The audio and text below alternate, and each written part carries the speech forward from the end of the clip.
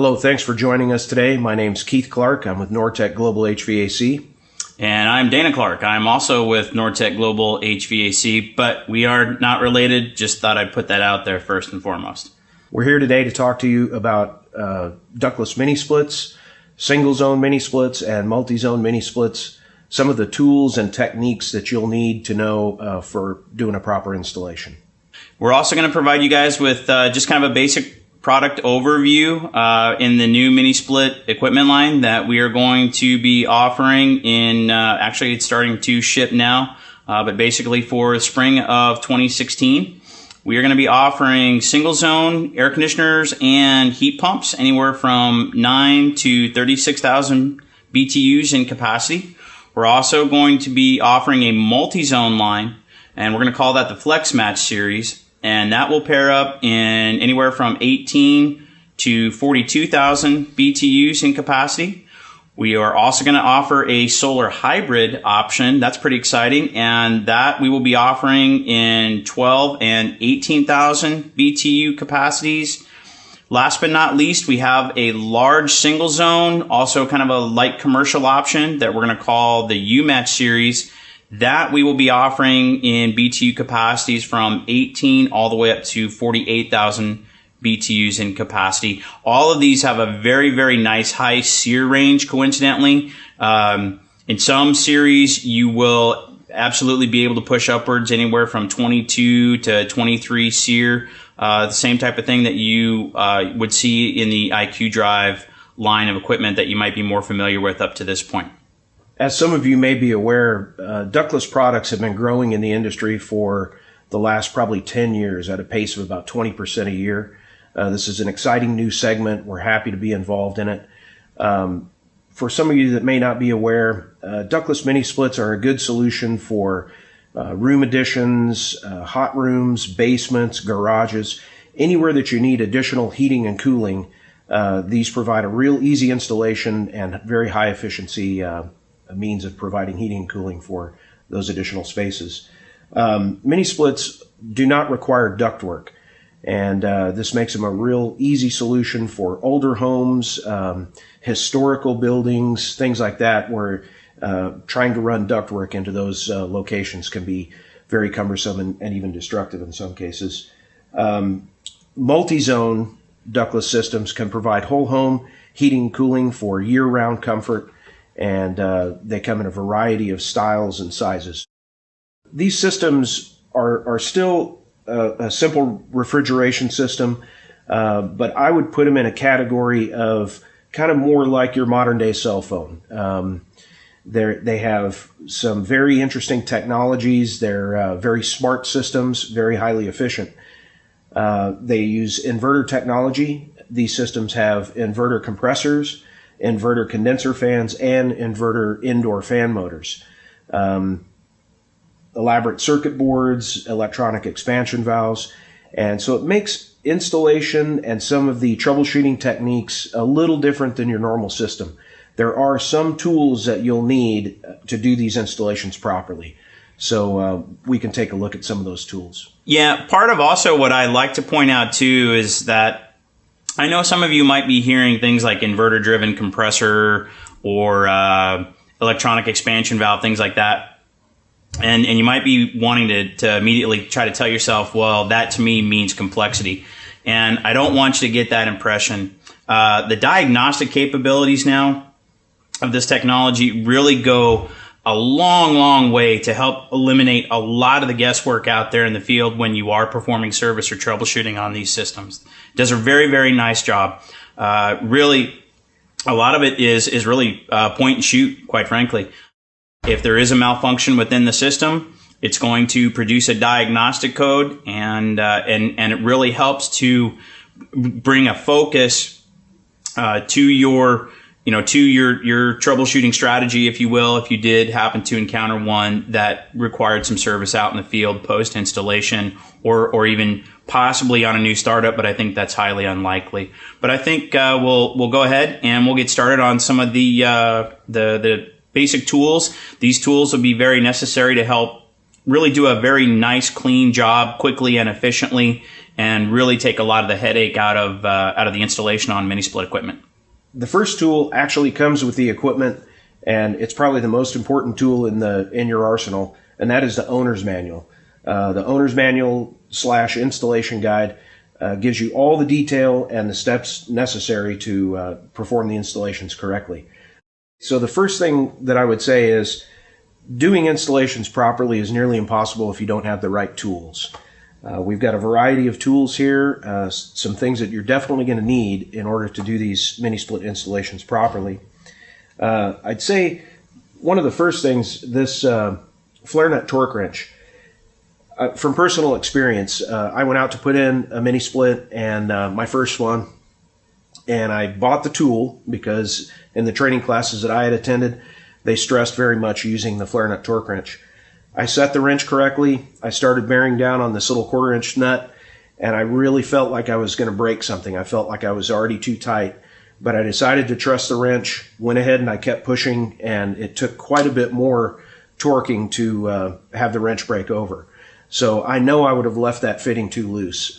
There's a local gentleman, one of the TSAs for a local wholesale company, who put mini split units in his showroom, 9 indoor units, and did not use a flare nut torque wrench. He had leaks on 7. Then he came back later with the torque wrench and hasn't had a leak since. So can't stress enough how important that flare nut torque wrench is to prevent callbacks and to make sure that you have a happy customer. Some of the other tools, you're going to need a 45-degree flaring tool. A 45-degree flaring tool is very important. I'm not sure how many people are aware, but 410A systems use a 45-degree flare. If you're using an old flaring tool, they're a 37-degree flare. So if you're trying to make a proper flare for a mini split system, 410A, and you're using a 37-degree tool, it's not going to have a wide enough shoulder on it. As you try to crank the nut down on these 410A line sets, you could potentially split the tubing, develop leaks, and have problems in callbacks. The other thing that you'll need is a good meter. You're going to have a meter that has a diode setting on it. Make sure that you invest in a good tool when it comes to meters. What you'll also need are these needle probes. So if you can see the difference in the ends of these probes, oftentimes you're going to have to check the systems if you're trying to troubleshoot or test certain functions. You're going to need these little needle probes to get down into the plastic harnesses. You can't get in there with your standard probes. Fieldpiece has them. I know there's other meter companies that have the needle probes. But if you'd like to make your life really simple, you can invest in a kit. This is a Robinair kit. Very nice kit. It has everything you need for a mini split installation. There's a special fitting for 10A mini split systems. Have a 5/16 flare, and standard gauge sets use a 1/4 inch flare. So in order to access that fitting, you're going to have a special fitting. It's included in the kit. 45-degree flaring tool.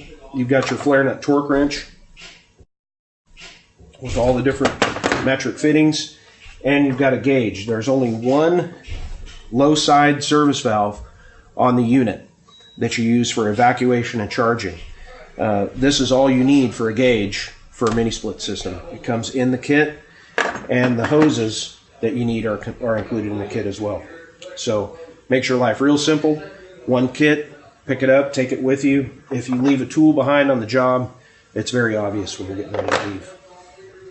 Okay, thanks Keith for pointing out some of the more basic tools that are definitely going to serve you well when you are performing mini split system installations.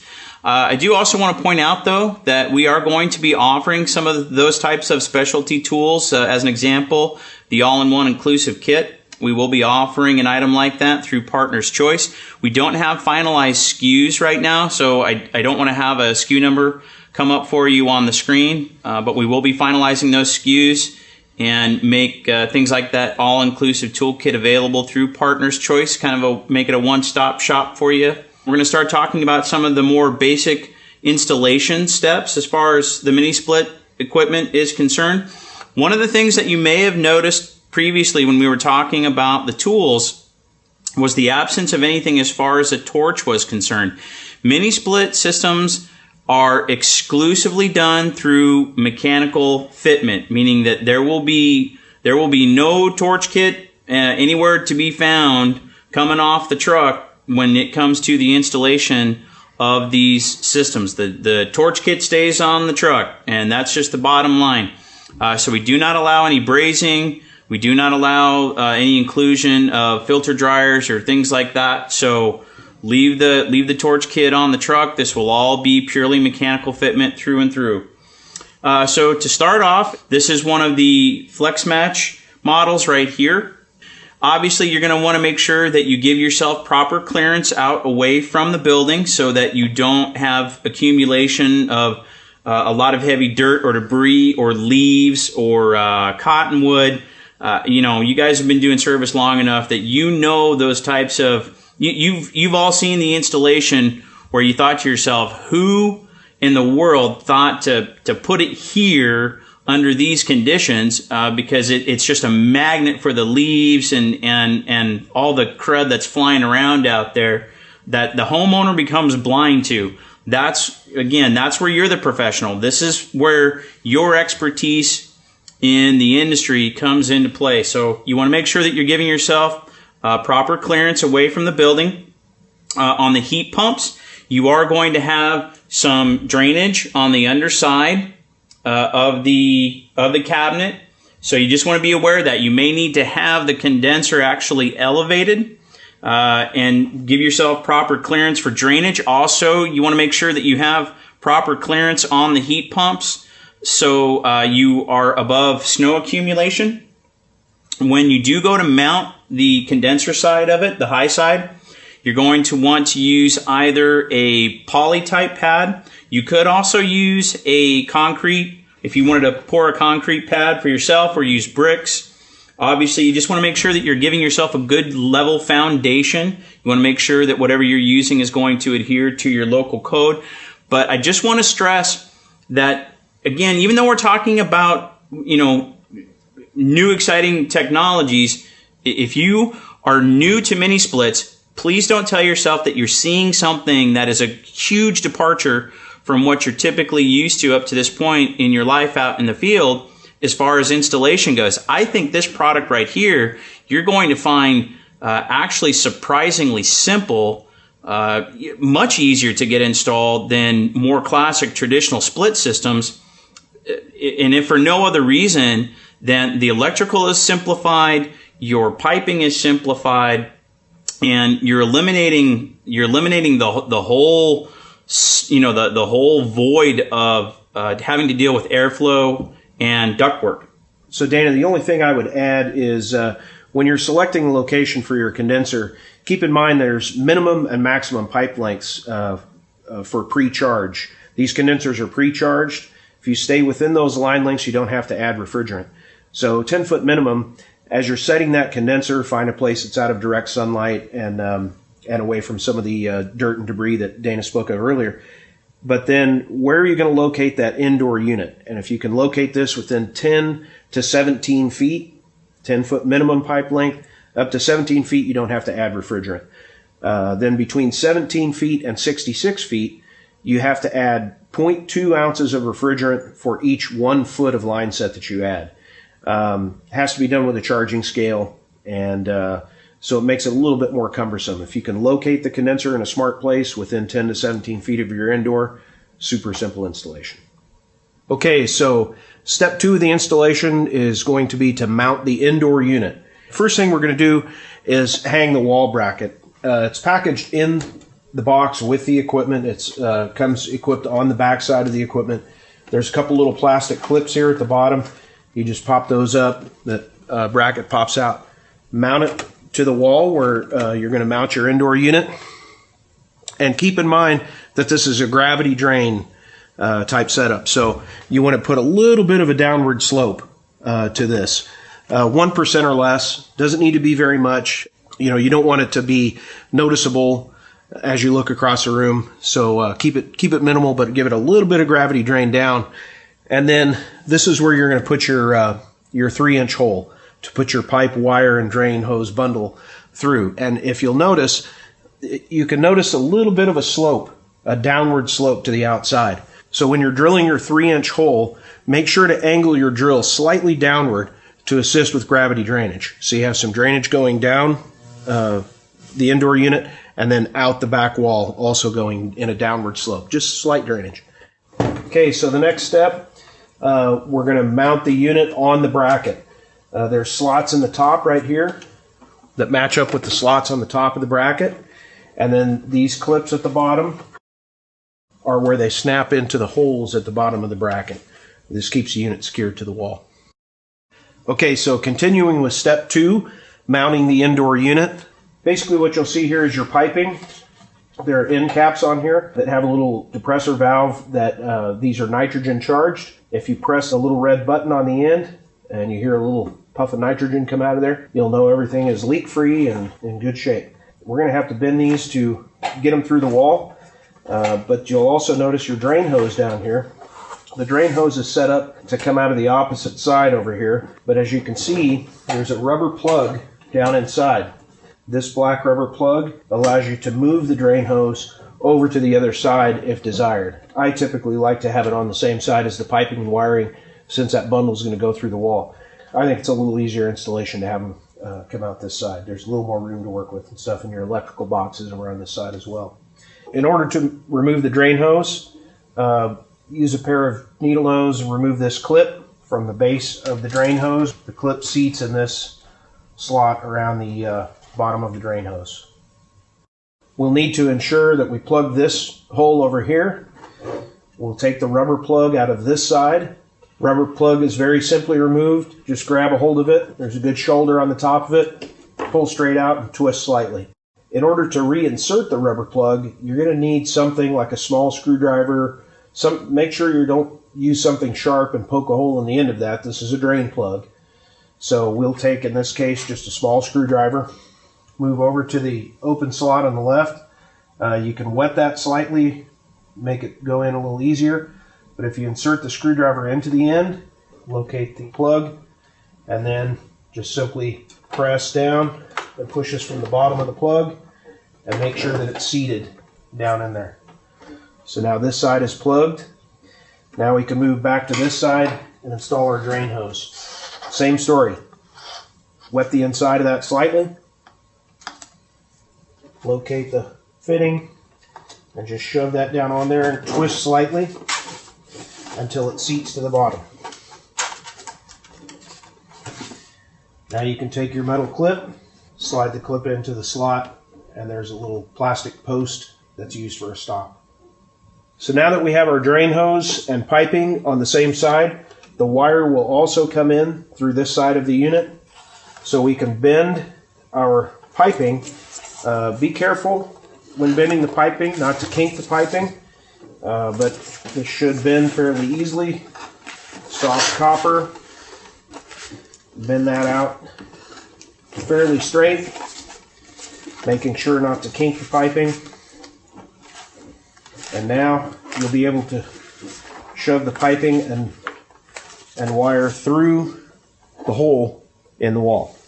So I did want to mention that we've aligned ourselves with a number of different industry manufacturers that are catering to the ductless industry, and it's a fast growth segment, so there's a lot of manufacturers that are producing products to assist in your installation, to make your installations easier and more efficient, less callbacks, that type of thing. One of the products that will help with this part of the installation is from RectorSeal. It's called Mighty Bracket.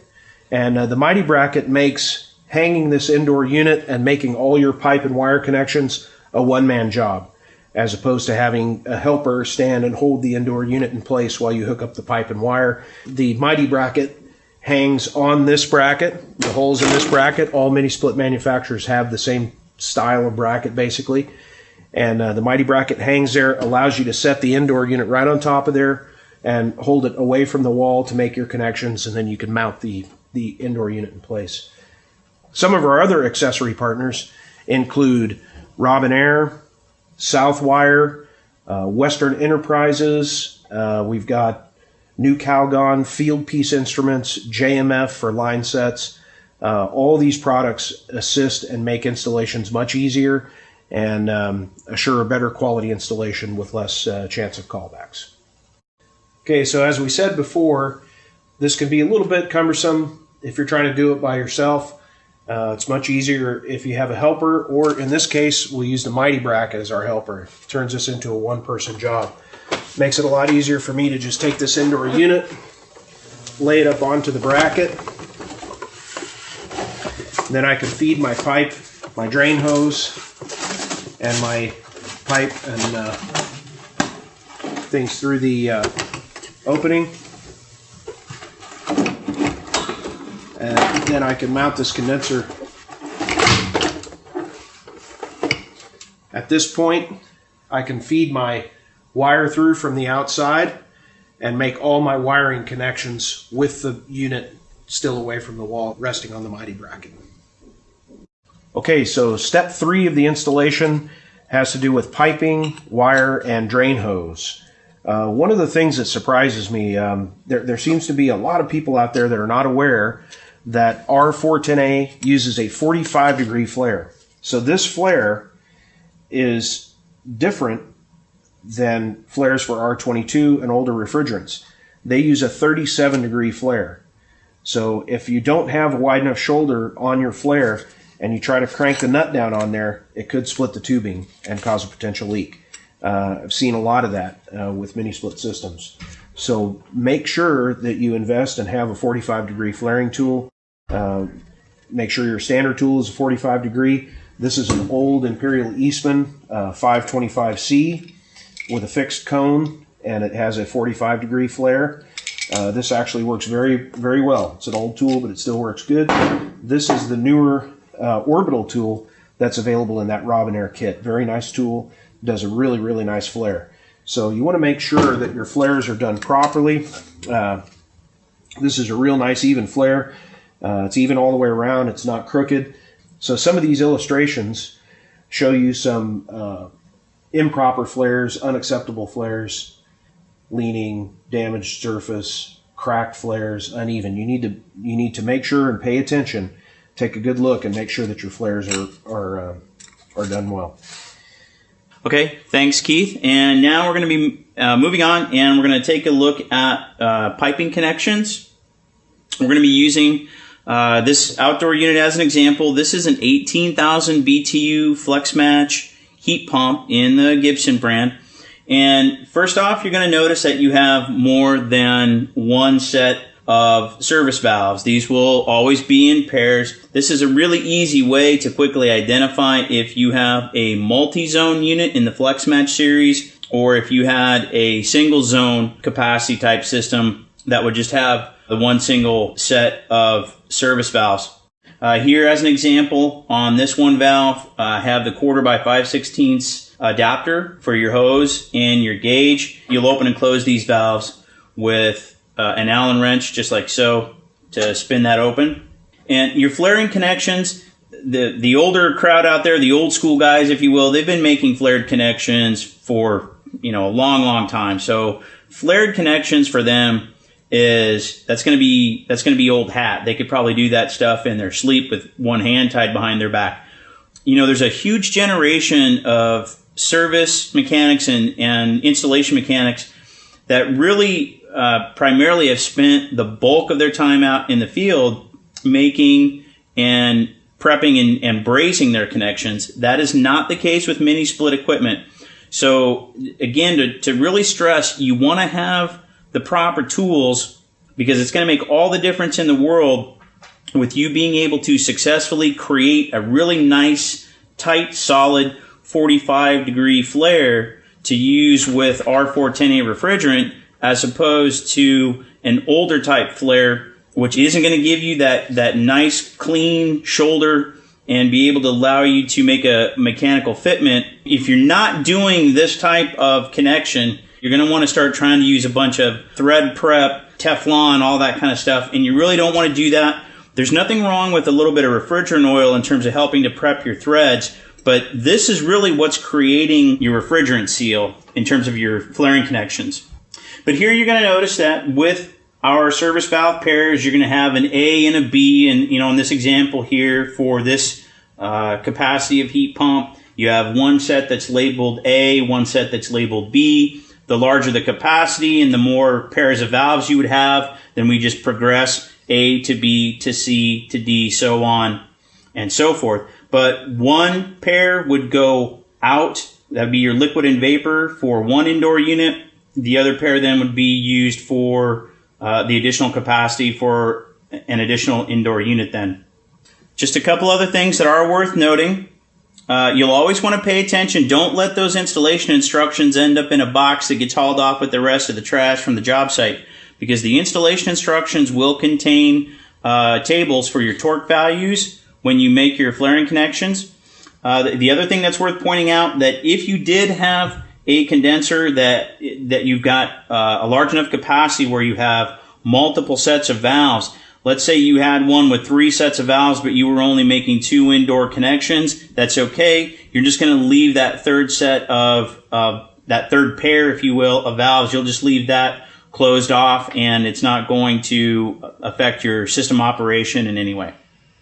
Okay, now that we have all of our piping connections made and we've used our flare nut torque wrench to tighten those flare nuts, we need to pressure test with nitrogen and then bubble leak. Nitrogen also helps to dry out the system and helps for a quicker evacuation. So what we're going to do in this step is first find a quality product. Western Enterprises makes a very nice regulator that has 4 notch settings on there. There's no diaphragm to crank down. You just click it into the different positions. The test position offers 500 psi. Typically out of a small nitrogen tank, you might not get 500 psi, but out of a bigger bottle you can. We recommend pressure testing with nitrogen at 500 psi if you can achieve it. If you can only get 300, then so be it. But the higher pressure, the better. It's going to help expose those leaks. Spray some bubble leak detector on there. Find a good quality bubble leak. One of our accessory partners is New Calgon. They've got great products. Spray that on the fittings anywhere that you've made a connection, and give it adequate time to work. Sometimes a small leak might take a little while to produce a bubble. So make sure that you give it a half hour, maybe longer if you can. We definitely want to know if there's any leaks at this stage in the game so we can tighten those up. Okay, so to hook up our electrical wiring, we're going to remove the screw out of this little plate right here, access plate, which is going to show us there's also another little wire hold down here that I've removed, and then we're going to feed our wire through from the back. So when you get ready to connect your electrical wiring, just remember that not only power but also communication occurs on lines 1, 2, and 3. The installation manual will always lay it out and show you to hook it up to line 1 as white, line 2 black, line 3 red. If you just always keep that same pattern, then you'll always know at a glance whether or not you have your power and communication wiring hooked up correctly. White, black, red. It should be the same on the outdoor unit on terminals 1, 2, and 3. White, black, red. And then the ground goes to the appropriate ground terminal. Another thing to consider is don't ever hook up bare wires. If you hook up bare wires and try and poke those up into a terminal block, many times you can have a stray strand of wire bend off to one side and touch another terminal or another wire. This could cause big problems. So we always encourage use some type of a spade connector. There's several different types. A ring connector obviously is probably going to be a more secure connection over the long term. It can't slip out of there. Should the screw ever come loose, it's not going to fall out of there. It's going to stay connected. Ring terminals are best. Be careful not to drop your screws. That can be kind of a pain. If you're worried about dropping a screw, you want to use a split connector. It's okay. It's not as good, but at least use some type of a crimp connector as opposed to just the bare wires. Okay, so hooking up power to the condensing unit is very easy. With the access panel removed, it exposes the terminals. What you want to do is from the breaker panel, put the appropriate size breaker in the breaker panel, run out to a disconnect box that's within arm's reach of the condensing unit, just like any standard installation. Line 1 and line 2 are on the left, along with the ground. It's very important to ground these units. Then you can see that there are 2 sets of terminals for indoor units. There's 2 sets of service valves, A and B. There's 2 indoor unit sets of terminals, A and B. What you want to do is you make sure that you follow the same sequence of wiring that we did on the indoor unit. White, black, red. And you'll see N1, 2, and 3. And you want to make sure that you follow the same sequence of wiring. White, black, red. If those get reversed, the units won't communicate. It's going to be a problem. So the outdoor unit powers the indoor unit through that 1, 2, and 3. But also communication happens on legs 2 and 3. That's how the indoor and outdoor units talk back and forth to each other. So it's very important. And it's also very important to hook up that ground wire, the earth ground wire. There's 2 small green screws on the condenser that show you where to hook up the ground wire. We've hooked up all of our wiring and drain hose to allow our bubble leak solution a little bit of time to work on the fittings. We're going to go back and check those fittings, make sure we don't have any leaks. Then we're going to go to our final step, and that is evacuating the system, pulling a vacuum, and letting that vacuum hold for a sufficient amount of time to ensure that we don't have any leaks before we open our service valves. So now we have our vacuum pump hooked up. We've used our fitting on our service valve, and we've got our vacuum pump hooked up. We're evacuating the system. Once we're satisfied that the system is not leaking, we're going to take the Allen wrench that's provided with the system, and I've removed one of the caps on the service valve. The Allen wrench goes into the end of the service valve, and then we're going to turn this counterclockwise to back the needle and seat valve out of there and open flow to our line sets. The evacuation process will have to be repeated for each set of service valves that you have an indoor unit hooked up to. Evacuate here, you'll have to evacuate this set of lines as well. Now that we've got everything complete, we want to button up the job. We want to make it look as good as we can. We want to have happy customers and hopefully get some word of mouth additional business. So the way you do that, there are a number of manufacturers that make line covers for these. They look like rain gutter pretty much, and they come in different sizes, 3, 4, 5-inch, maybe even a 6-inch. My personal experience is I've used the 3 and the 4-inch. I prefer the 4-inch. You don't have to fight it quite as much. You've got some insulated line sets and things that you're trying to pack in there, and you don't want to have to fight it. And you don't want to have to fight getting the outside cap on there. So they lay in there very nicely, and they have places where you can use wire ties or cable ties and fish those through the back. They mount to the back of the base of the line cover, and then you can tighten your bundle together, your pipe, wire, and drain hose, and put those cable ties around there and snug them in there real nice, and helps the cap fit on there very nicely. So several different styles. They come in kits, which will have elbows and couplers and various pieces in there, or you can buy the individual pieces. Cut them with regular tin snips or hacksaw or something like that, and a very, very nice way to make for a clean wrapped up installation. Thank you very much for joining us today. We hope we've given you some helpful hints and techniques about some of the tools that are necessary to install these mini splits properly.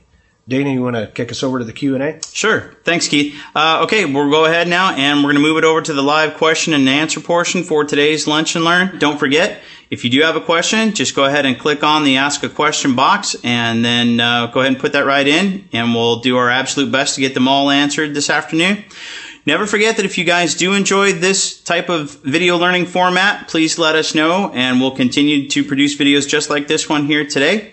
Thanks again for joining us, and let's go ahead and get started with the question and answer session. Thanks again for watching.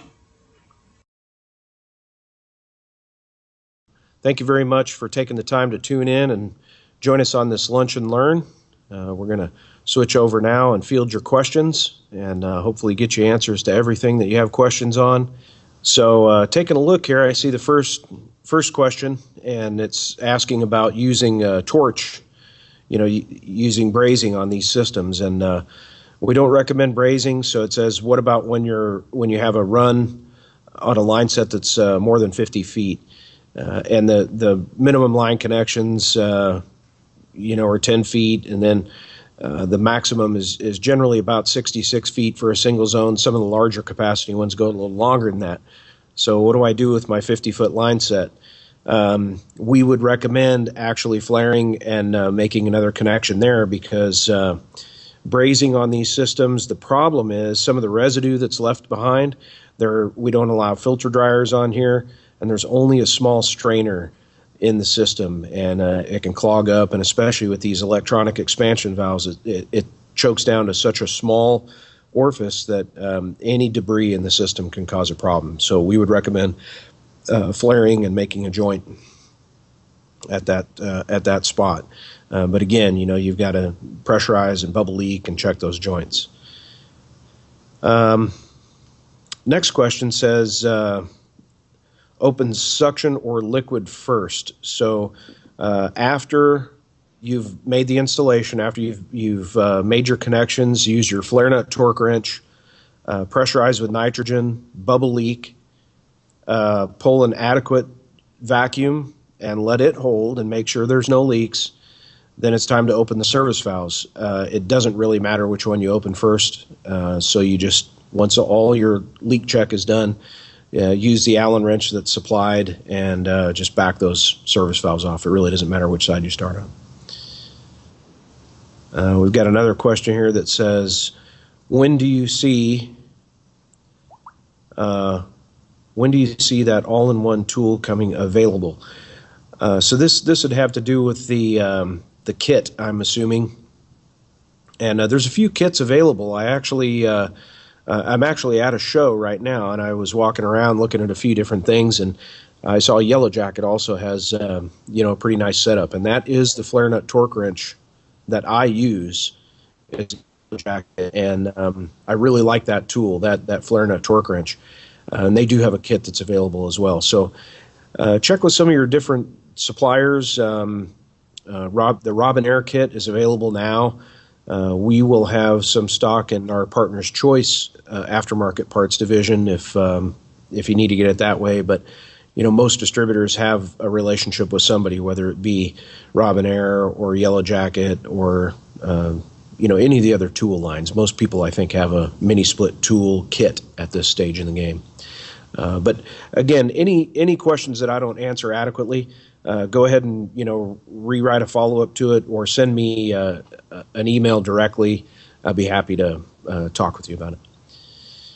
So another question here says, do you need? Okay. So another question here. This looks like Contractor Shepherd Services. Do you need to run shielded cable running between outdoor and indoor unit? No, you do not. And the way these units communicate is actually through the power wiring. So bring power from the breaker panel. On these mini splits, it's generally a 20, maybe a 25 amp breaker. Bring it outside to a disconnect box. Run 14.2, and I'm pretty sure that it's 14.2. Some of the catalogs have specs in them and stuff. I can check on that, but or 12.2 to the condensing unit. Then on the condensing unit, there's another set of terminals to power the indoor unit, and there's 3 terminals, a 1, 2, 3. Use 14.3 wire, and make sure to keep your color coding consistent. So if you hook the white wire to terminal 1, make sure you do that on the outdoor unit and on the indoor unit. You'll see an exact terminal match on the indoor unit as on the outdoor unit. White, black, red. And if you follow that pattern, you'll be okay. The communication occurs between legs 2 and 3 of the power wiring. So you don't have to have any additional communication cable or anything like that. It powers it and communicates back and forth through that power wiring. Question from Charles Humphreys, and then we've got a follow-up, it looks like, from him as well. Will you offer condensate pumps and refrigeration line sets with communication cable? We do have condensate pumps available. We've got a Beckett pump, I know, through our Partner's Choice, and we've got RectorSeal has a series of Aspen pumps that are designed specifically for mini split. And if you look on their websites, there's cross-referencing information. I believe RectorSeal has set up cross-reference information on our models to the appropriate RectorSeal pump, Aspen pump. So we do have those available, or you can go directly to those companies and or a distributor and get those pumps. Refrigeration line sets through Partner's Choice. We also have a special running right now on refrigeration line sets and refrigerant. The Easy Pull insulated line sets that we recommend for mini split installations. We do have those line sets available. Right now, they don't have power wiring hooked up to them, but if they go that way in the future, I would say that we'll have those available. But the wire that we like is that Southwire Easy N wire, 14.3. It's really good stuff, and you can run it right alongside your line sets and everything in the line cover. So follow up from Charles says, will there be wired thermostats as well as remotes available? Yes, we do have a wired controller, fairly inexpensive, and it can serve as a centralized controller. It'll do up to 16 indoor units, and that way you can tie them together. You don't have to worry about losing a remote. The remotes will work across models. The same remote, basically, it'll communicate the same with your other systems in the house. So if you lose one for one unit, the other one will work. But the wired remotes, wired thermostats, can serve as a like a centralized controller for setback functions and things like that. And those are readily available now. We have those in inventory in our Poplar Bluff warehouse. So now let's see. Another question here, Stamberger Sender. It says, when the indoor unit valve connection is a different size than the condenser valve, where is the increase / reduction made? Kind of anywhere along the line. They say to size piping by condenser size, so it's probably better to run the larger, if the larger connection is at the service valve, run that out to the indoor unit, and then you can neck down from there. But typically they're pretty well matched up. And when we get into, I'm going to stick to residential.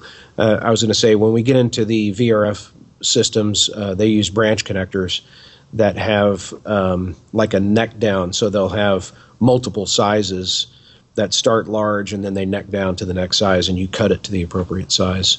But for these mini splits, typically they'll size the indoor units and outdoor units the same. Let's see. We got Barry Herbert or Ari Michaels says, you show a Gibson unit. What other brands will Nortec release these ductless systems under? At this time, all the mini splits are under Gibson.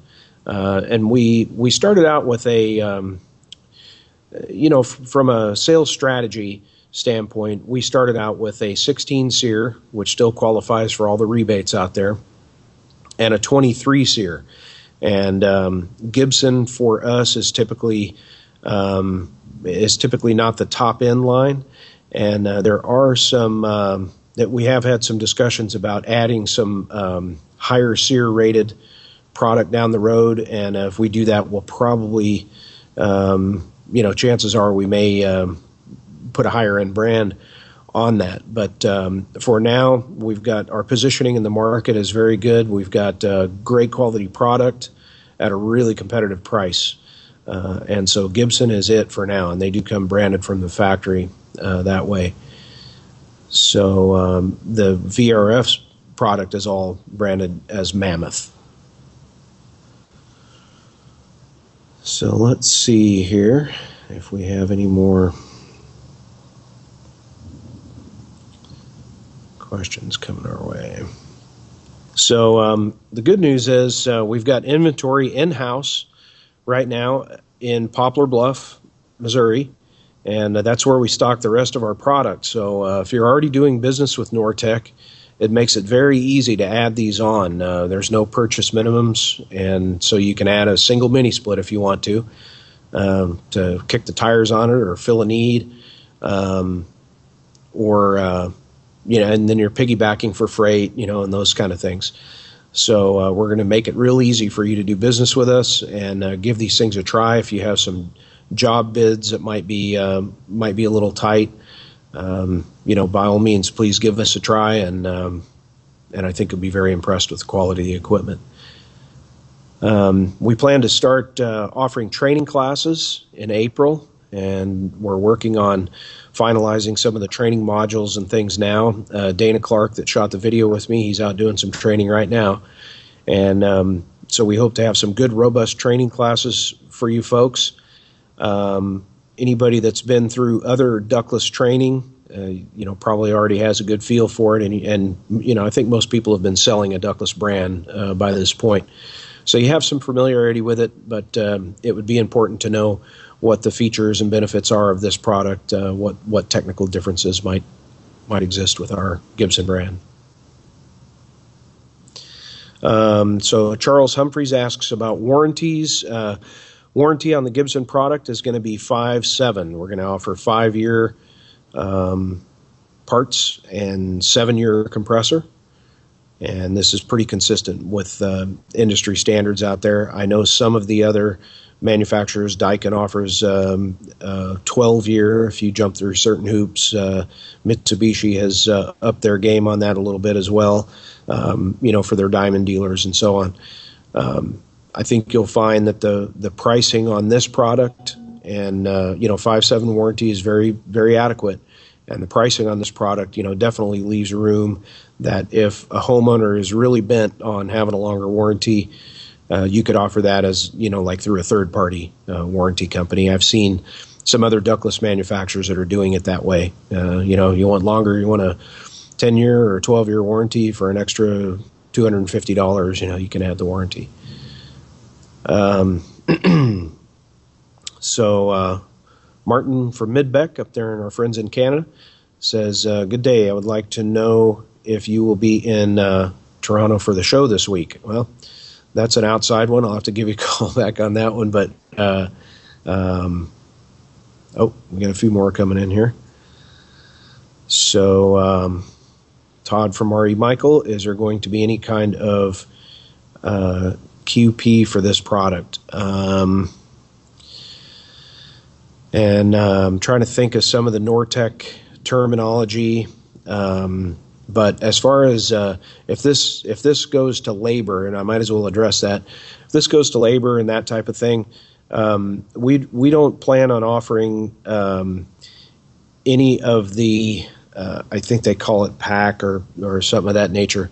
We opted not to do that on this because we need people to come in and get the training on it, show some proficiency on it, because there are some little techniques that are different, and that's why we shot the Lunch and Learn. There are a few new tricks, and especially for the old dogs out there, a few new tricks that you need to learn. You have to have that 45-degree flaring tool, and you need to have that flare nut torque wrench. And there's a few details like that are important, and just kind of understanding how these things tick and all that. To pay labor in a situation like that, you're at risk as a manufacturer of paying people to learn on your dime. And we don't want that. We want a quality installation. We don't want you to have callbacks. We don't want unhappy end user customers. And the way we do that is by, all spending some time together and getting adequately trained on the product. So I hope that answers that. But if not, shoot me an email. I'll give you some information at the end on where to contact me. Okay. Anything else that comes to mind here that I'm missing? There's a million details on this stuff, so I hope everybody was satisfied with covering the installation techniques, Single zones are pretty easy. As long as you follow those critical steps, shouldn't be any problems at all. And then the where to find some of the fault codes and those type of things, we'll offer support through our tech department there in O'Fallon. All the training is going to happen in O'Fallon, Missouri, which is the St. Louis area. That's where our Nortech Global HVAC headquarters is. And we will eventually set up some additional training facilities around the country, and maybe some distributors even want to set something up at their place to help get people trained. We're strongly encourage that. And, we'd like to set up a train the trainer type program to help in the future. So then Martin from Midbeck is asking, are the warranties still the same for commercial installation? And the answer is yes. The 5.7 on that as well.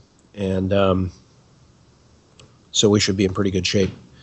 As far as the commercial product goes, I think our warranty will be better than some and pretty much standard. And all the product is there on the floor. The commercial product is there as well. So, if we spill over into the commercial a little bit here, we do want to get people trained on the commercial product and at least have some level of proficiency with that. It's a little more involved, but if we keep it simple through distribution, there's a lot of opportunities with VRF products in light commercial applications. We've got the 3, 4, and 5 ton side discharge condensers that'll hook up to 7, 8, or 9 zones, and then we've got the large modular condensers in both heat pump and heat recovery. And I've quoted quite a few jobs through distribution already, and we can show you, and we're going to have a lunch and learn on that going forward. We can show you how to do that. So we've got another one here. Let's see. Okay, so basically, we've got another Lunch and Learn coming up on March 29th. Hope you guys can all join us for that. And that is going to be use of your smartphone, how to find info, not wait on hold. Dana Clark is going to conduct that, and he's got some real good insights on use of the smartphone. It can be very helpful in diagnosing problems, using FaceTime and some things like that. So hope you guys can join us for that. And again, very much appreciate your time today. And here we got one more. So it says, do you plan to have side discharge unit to match with an A coil or air handlers? We have side discharge units. Air handlers are available for the other markets, Latin America and Europe. It just doesn't have AHRI approval yet. They're working on it, so as soon as we get that, we'll have the air handlers.